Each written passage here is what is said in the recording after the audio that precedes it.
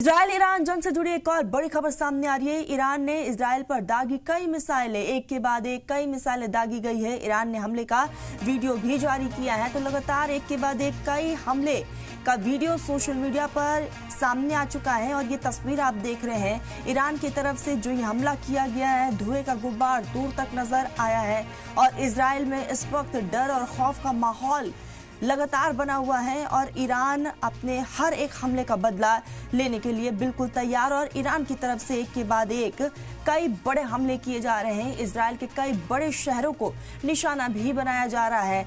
तो ये तस्वीर आप देख रहे हैं, ईरान ने इजराइल पर मिसाइल अटैक किया है, एक के बाद एक कई मिसाइलें दागी है। ईरान ने हमले का ये वीडियो बाकायदा जारी किया।